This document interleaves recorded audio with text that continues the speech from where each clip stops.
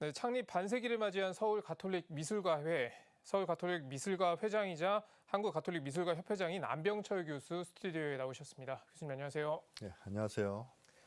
지금 한국 가톨릭 미술계가 겹경사를 맞았습니다. 네. 103일 순교성이나 특별전에 이어서 서울 가톨릭 미술가회 창립 50주년까지 덕분에 한 달 만에 이렇게 다시 뵙게 됐는데요. 네. 서울 가톨릭 미술가회 50주년 어떤 의미가 있다고 보십니까?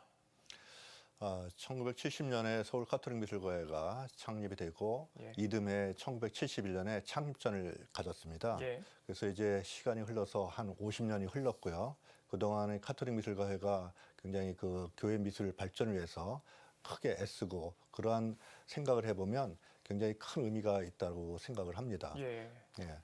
자, 이 서울 가톨릭 미술가회가 어떻게 창립이 됐는지도 좀 궁금한데요. 회원 중에 되게 유명한 분들도 많으시죠? 예, 그렇습니다. 1970년에 이제 창립할 당시 이제 서울대학교 미술대학교 학장이셨던 이순석 그 선생님께서 네. 서울 가톨릭 미술가회를 이렇게 주도해서 만드셨습니다. 그래서 그 선구자적인 정발 선생님의 영향을 통해서 1954년도에 성미술 전람회가 개최가 되고 예. 그 한국 최초로 가톨릭 미술 전람회가 이렇게 개최됐었는데 네. 그 영향이 그 서울 가톨릭 미술가회에 조직하는데도 큰 그 초석이 됐다고 생각을 합니다. 예. 그리고 거기에 이제 많은 선생님들이 창립 회원들이 활동을 하셨는데요. 지금 한국 미술계에서 대단히 그 중요한 위치를 차지하시는 분들로 구성되어 있습니다. 예.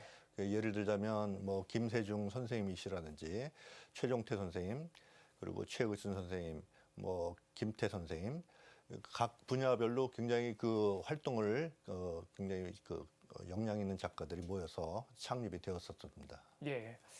그리고 서울 가톨릭 미술가회 50주년을 기념하는 한국 가톨릭 미술가 협회전 이 얘기도 빼놓을 수 없는 것 있을 것 같은데요. 주요 작품 소개 좀 해주시겠어요? 네, 이번에 그 전시는 창립회원들 작품과 제23회 가톨릭 미술상 수상작가 전시도 같이 겸하고 있습니다. 예. 그래서 이제 그 코로나 사태로 인해 가지고 전부 다 전국적으로 398명의 작품들이 이렇게 전시가 되는데 그러한 작품들 다 수용을 하지 못해서 코로나 위기로 인해서 전시 방법과 내용을 좀 바꿔가지고요. 예. 창립회원 특별 전시하고 가톨릭 미술상 수상작가 전시는 실물 전시로 하고 나머지 15개 교구의 회원의 작품들은 이미지 전시로 이렇게 변경을 했습니다. 예. 그래서 지금 전시를 보여주는데 이 중에서 이제 가장 좀 주목해서 볼 내용들은 창립 회원들의 작품들입니다. 이분들의 작품들 보면 이순석 선생님의 성수반이라든지 예. 김세중 선생님의 예수상, 그리고 50년 만에 당시에 정시했던 최의순 선생님의 천사라고 하는 작품, 예. 그 다음에 김태 선생님의 김영구 선생님의 정물 있는 성서 있는 정물, 뭐 이런 것들이 이제 소개가 돼서 굉장히 그 중요한 미술사적 가치도 있고 해서 굉장히 중요한 전시 중의 내용이라고 할 수 있겠습니다. 그러니까 1970년 창립전 당시 작품들도 볼 수 있다는 말씀이시죠? 그렇죠. 예. 예. 자, 이 뜻깊은 전시회입니다만 코로나19 때문에 고민이 많으셨을 것 같아요. 좀 어떤 점에 신경을 쓰셨습니까? 저희가 뭐 이렇게 그 대규모로 예. 계속 요구해서 뭐 실물 전시로 50년을 맞이해서 이렇게 계획을 쭉 해왔습니다. 근데 그 코로나가 계속 지금 시기까지 연장이 예. 되는 바람에 축소를 할 수밖에 없었고요. 그래서 조금 전에 말씀드린 대로 일부 작품들만 이제 실물 전시를 하고 나머지 작품들은 이미지 전시로 전환을 하고 대신에 그 홈페이지를 구축해 가지고 홈페이지를 통해서 이제 이미지를 다 볼 수 있도록 그렇게 이제 전시 준비를 했죠. 예. 사정이 있어서 못 오시는 분들은 홈페이지를 통해서도 감상을 할 수 있겠군요. 예, 이번에 그렇게 다 준비를 했습니다. 예. 예.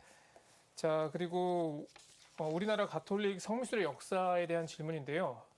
우리나라 가톨릭 성미술의 역사가 성모님과 깊은 연관이 있다고 들었습니다. 마침 10월은 묵주기도 성월인데요. 좀 어떤 연관이 있는 건지 설명을 해주시죠. 네. 글쎄요, 그 연관이 어떤 식으로 이제 있는 거는 뭐 저도 이제 그 생각이 좀 짧았습니다만은 예. 되게 제가 생각할 때는 1954년도에 장발 선생님이 주도해가지고 성미술 전람회를 했습니다. 네.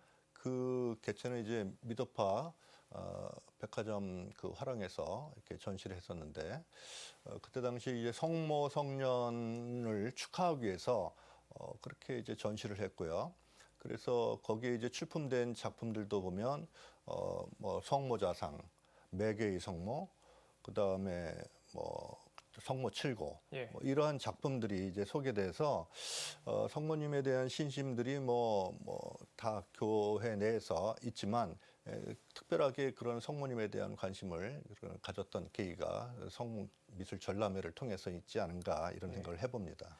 방금 답변에서 좀 힌트를 얻었는데 이어가지고 성미술의 역할에 대해서도 좀 질문을 드리겠습니다. 성미술의 역할 어떻게 보십니까? 대단히 중요하죠. 예. 성미술의 역할이라고 하는 것은 이제 우리가 십자가상이라든지 조그만 성모상이라든지 뭐 그다음에 상본 하나도 그런 것을 보면 이제 교리서보다도 더 어떤 신앙심을 느끼게 하는 예. 그런 매개 역할을 한다고 볼 수가 있습니다. 그래서 아름다운 건축과 함께 그 성당 내부에 스테인드 글라스라든지 성상이라든지 이러한 성물들을 보면 정말 이렇게 기도가 되고 거기에 이제 아름다운 음악이 울려 퍼지게 되면 정말 이렇게 신앙을 갖지 않은 사람들도 거의 무릎을 꿇을 수밖에 없는 네. 그런 기도하는 마음이 생기지 않을까. 그래서 그 성미술의 역할이 굉장히 중요하다. 그러면 어떻게 해야 되겠느냐. 굉장히 잘 만들어야겠죠. 어떤 목적으로 어떻게 누가 어떤 목적으로 이렇게 만드는가에 대한 그런 것을 이제 좀 신경 써가면서 성미술에 대한 관심 그리고 그것을 만들기 위한 노력들이 굉장히 이제 절실히 필요하고 예. 그것을 통해서 많은 신자들이 신앙의 도움을 얻으리라고 봅니다. 우리 신자들도 이 전례 공간을 이 성미술이 더 풍성하게 채워주고 있구나라는 걸 느끼면 좋을 것 같습니다. 네. 네, 오늘 말씀 여기까지 듣도록 하겠습니다. 지금까지 서울 가톨릭 미술가 회장이자 한국 가톨릭 미술가 협회장인 안병철 베드로 서울시대 교수와 함께했습니다. 교수님 오늘 말씀 고맙습니다. 네, 감사합니다.